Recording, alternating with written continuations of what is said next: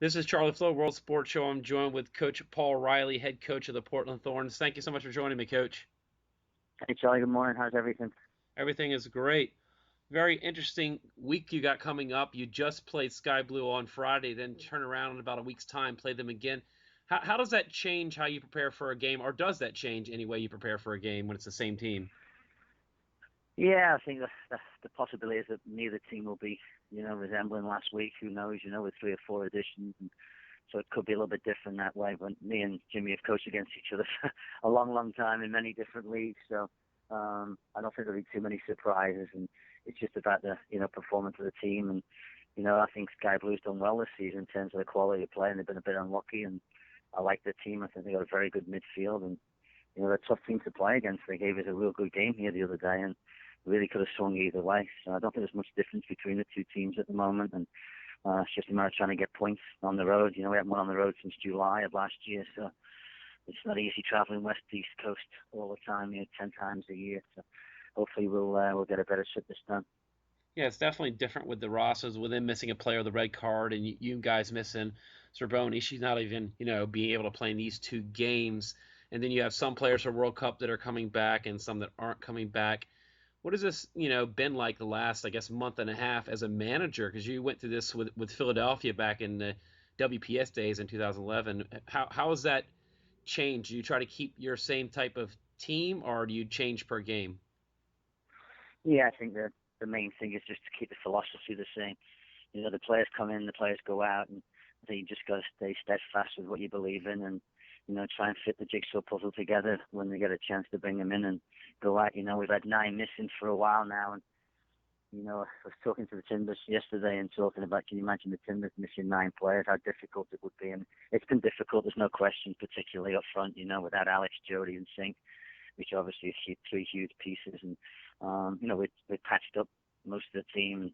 The group that's been here most of the time has done the donkey work, and, they're embraced around the philosophy of what we're doing at the club. And, they've trained their tails off, to be perfectly honest with you. And every point has been earned. It's not been easy, but every point has been earned. And whether it be on the road or whether it be at home, we've come back 5 times out of the 10 games we play from behind to get points, whether it be a win or a tie. So they've shown a lot of character too. And, they've had a little bit of adversity, and I think that builds good character in the group. And it's a fun group to work with, and I'm proud of what they've done, to be honest with you, considering, the amount of players missing and players coming in and out, and even some injuries too to the group that we've had in-house. So far, so okay. Yeah, it's definitely interesting when you have a lot of players missing, and then you get a lot of players that may not get your play time. So I guess it's a good way as a coach to preview what those players can do in case of red card, injury, or you have that late playoff run that you can throw a player in that's already got their minutes.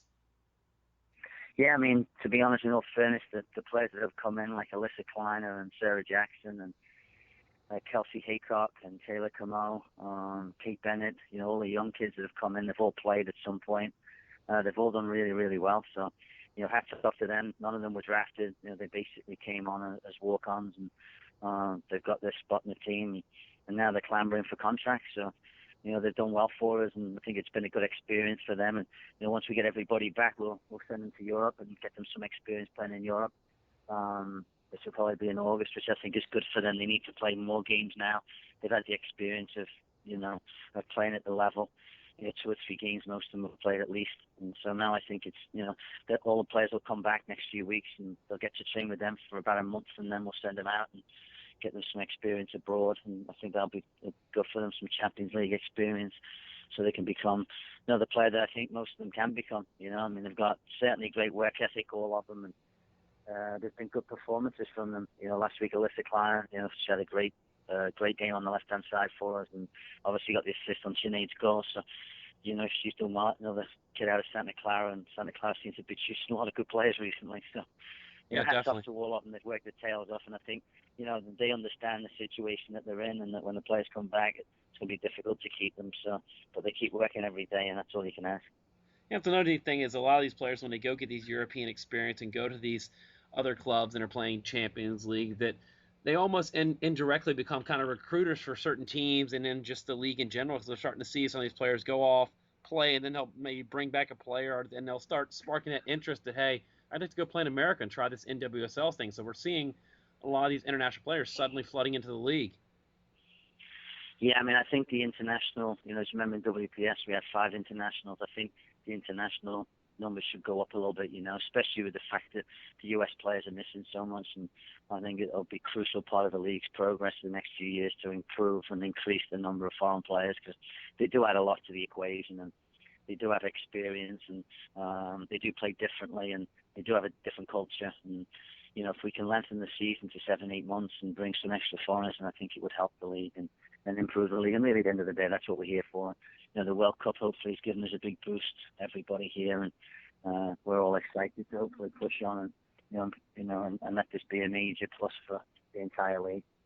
There's definitely a thing I have to ask, since it's something you don't see all the time, is your goalkeeper Betos, Michelle, getting that goal. It just, have you ever? I've never seen that in my life, live in person. We've seen highlights of Peter Schmeichel doing it back for Man United, but what goes through your mind just having her go up, and then score it? Well, I mean, we've talked about it quite a bit, me and Shell, and she's been on, 3 or 4 times this season on corner kicks late in the game, because we've been chasing a lot of games this year. We scored quite a few late goals too. So, I mean, she just looked at me again like she had the other times and just wave on, just go for it, She's just one of those characters that you just feel when she's anywhere, something can happen, And, yeah, I give her a lot of credit. She's come the hard route, being back up to Hope, back up to Nadine. And, she played for me as a youngster in New York, when she was 13, 14. So I've seen massive improvement in her game, and never quite worked on diving header as a kid or anything like that. So can't take much pats on the back for that one. But I think it's just her character and her personality that she scores the goal. She wants to win so badly, and she's such a team player, unbelievably good in the locker room. And I think when those things, you can see when she scored, she's trying to get back, and everyone's mobbing her, and she's more interested in getting back in goal and getting a result than getting the accolades from the goal. But that's her personality, and yeah, it was quite a night. I mean, I haven't seen it. 30 years I've been coaching college men, college women, youth boys, girls, and professional men and women, and I've never seen it. So it's a first, and it was a great night. I think most of the fans went home thinking we actually won the game, but we actually only tied the game. So well, it's one of those ties that feels like a win. Yeah, it does. Sometimes it does. There's no question. Yeah, and you'd coached Michelle with the Fury, and there's a couple other players like Allie Long and Shanae Farley that you coached with the Fury, and some that had carried over from Philadelphia. And like, how important was that when you came into Portland to try to get some players that you knew that could fit into your system, and how did Portland take that when you bring this up to them? Hey, I need to get this player. Yeah, I mean, obviously, we chased Shanae. Shanae's been with me a long time. We drafted her out of college in Philly and played for me in New York as well. And Emily Menges obviously is here. Ali Long's a massive part of the team here. I think when you come in and, the first year was tough for me. We had a group that won the championship, so we had 13 left from that.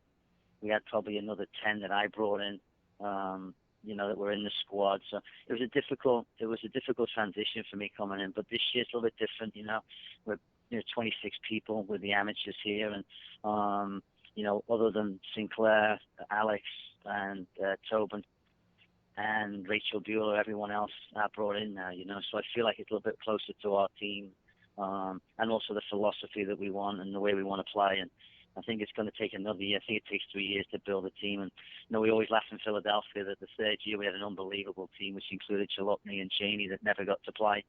And I think it takes 3 years to build a side from the ground up, and this will be the third year for us. So next year, so I feel that we're on the way. I don't think we're there yet. I think there's still a few pieces missing in the equation. We'll just keep moving and trying to improve the team. And obviously with the huge fan base we've got, they want to see a good team, and they want to see an attractive style of play. And our job is to try and give them that, and that's what we try to do every day. You talk about, like the fans in Portland, the city. It's definitely a city kind of like under a microscope that a lot of America looks at Portland and says, why can't we get fans like this? And why can't we get 13, 14, even 15,000 a night? I mean, a slow night for you is 13,000. What's this experience like, just be going into a stadium, seeing that many fans, and they know soccer, they know you, and they see you around the city? What's that been like so far? Yeah, I mean, that's probably the best part of it, is it's a great fan base that are knowledgeable about the sport, and you don't always have that, and you don't always have people that love women's soccer. And in this city, it's an anomaly. Everybody loves it, and they follow it. They know the players. They know the coaches, good and for bad. Some days it's bad. Some days it's good. But the questions they ask are the questions that you should ask, you know. So, coach, what about this? So, coach, what about that? And I think just the fact that they love the team, they follow the team no matter what. That they don't always love the coach, but they always love the team, and that's a true fan ultimately. You know, I'm a huge Liverpool fan, and you know, I give Liverpool players, you follow the team, you love the team, but you don't always love the coach for the decisions. So I'm used to that kind of thing. But I think the fact that you know you can draw 15,000, and you know we're hopeful we'll get some sellouts, 19, 20,000 for Seattle and for the Chicago game once we got everybody back. So I think you know people always ask me, well, how do we do this in other markets? I don't know if you can. You know, I just think it's an anomaly, and it's just a different city, and don't have any football, no baseball, and soccer's king here, you know. And they have a great basketball team that they love dearly, but they love the Timbers, they love the Thorns, and the players. I think you know it's hard and easy for us. The hard part is that everybody comes here wants to beat us. You know, it's their biggest game of the year. They're playing in front of 15,000, and they're all pumped up, so they give their best when they come here, and you know that's the hard part. But the great part is we train in the stadium every single day. We live in this city, love soccer every day.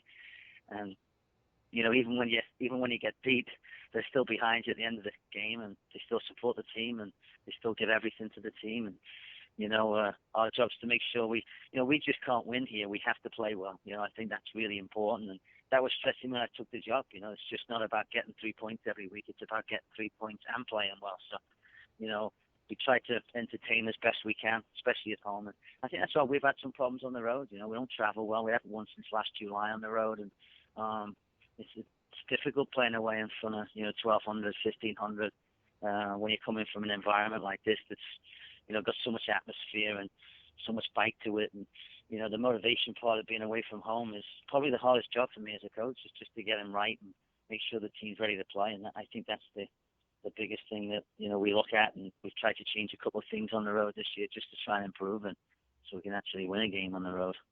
Because you can't just win at home and make the playoffs. Yeah. Well, turn the page to more of soccer in America and soccer growing on television. There was a stat that I saw that the Women's World Cup this past Sunday was the largest viewed soccer, even beating the men, just event period when it comes to our national teams. And hopefully we get that carryover with Fox covering, I believe, 5 of your games at home. And just how much has changed in the years that you and I have grown up in the U.S., that just seeing soccer available on the internet and TV and even local broadcasts for you guys, something we don't have on the East Coast. It's absolutely amazing, really. I mean, women's soccer. I saw those numbers too, and to think they actually the 2014 World Series and the NBA final game is just it's ridiculous, really.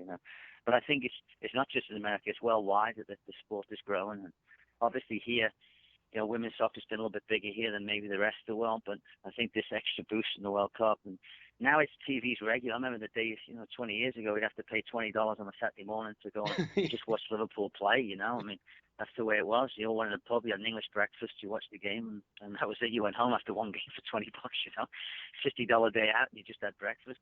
But nowadays, obviously, there's so much access, 24/7, 3-4 soccer channels on TV, and I mean, it's brilliant for us. There's always something going on.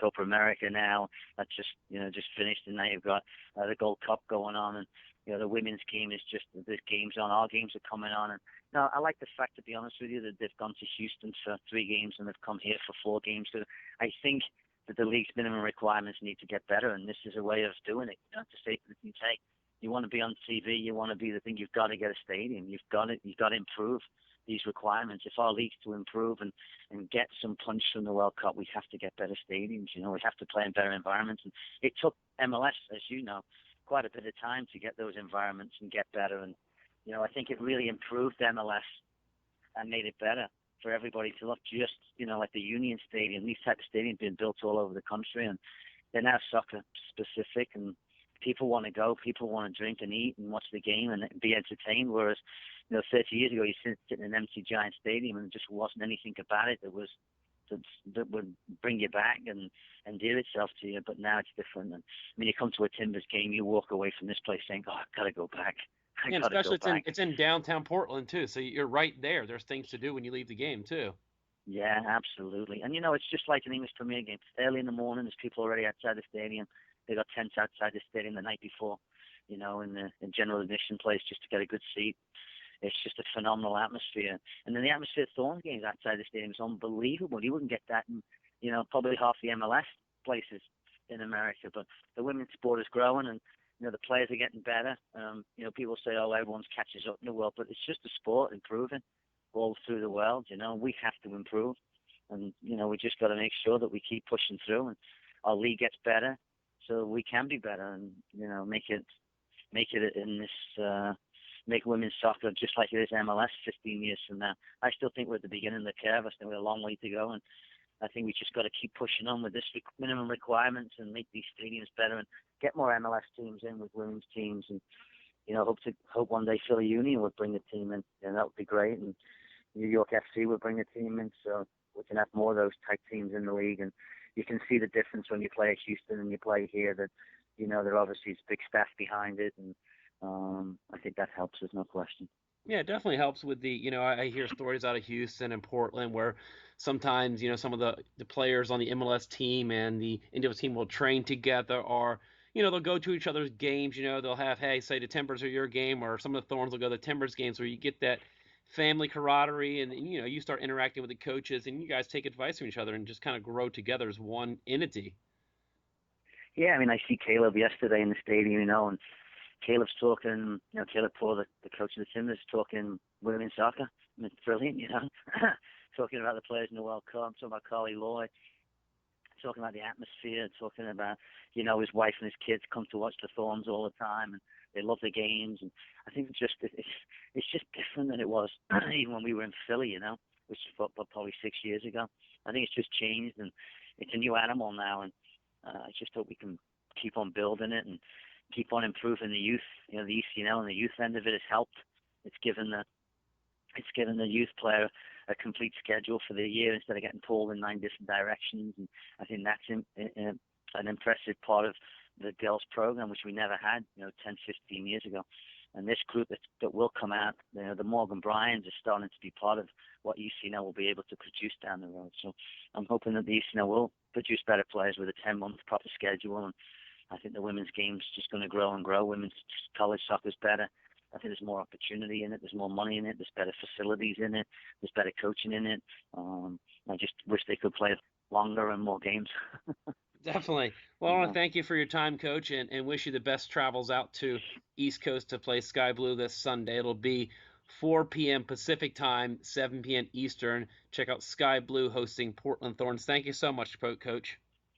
Thanks, Charlie. All the best. See you soon. See you at the weekend.